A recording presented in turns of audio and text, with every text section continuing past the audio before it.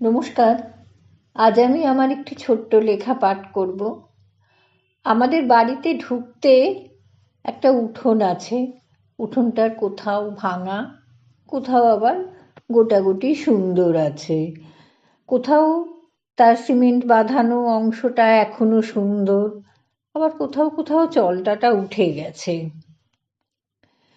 মাথার উপর আকাশটা সবুজ আম গাছ দিয়ে ছাওয়া, দুপাশে বাগান করার জন্য একটু করে মাটি রাখা আছে। এটা আমার শাশুড়ি মার প্ল্যান।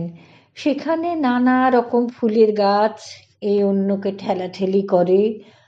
মাথার ওপর সবুজ আম গাছের ছায়া থাকায় রোদ খুব ভালো পড়ে না, ফলে গাছ যত ফুল তত নয়। তা হোক, উঠোনটি ঘিরে আমার স্বপ্নের শেষ নেই। কখনো আমি এটাতে কাঠের দোলনা বসাই, তো কখনো বেতের চেয়ার। সবটাই অবশ্য ফেসবুকে সুদৃশ্য সব ফার্নিচারের ছবি দেখে আমার কল্পনা।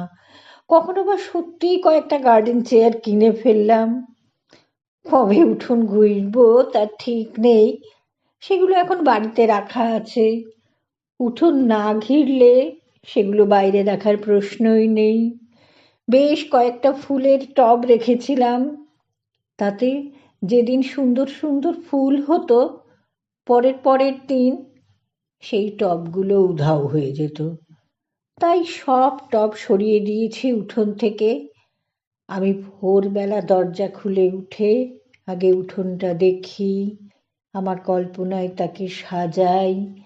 পাশে যে ছোট্ট বাগানটা করেছি তাতে দেখি আজ কি ফুল ফুটেছে। কোনো দিন হয়তো ফোটে জবা, কোনো দিন রঙন, কাঠ চাপার সময় কাঠ চাপা। এভাবেই আমার দিন কেটে যায়। আজ দেখি আমার সেই আধ ভাঙা আধ গোটা উঠোনে জোড়া টগর ফুটেছে। নমস্কার।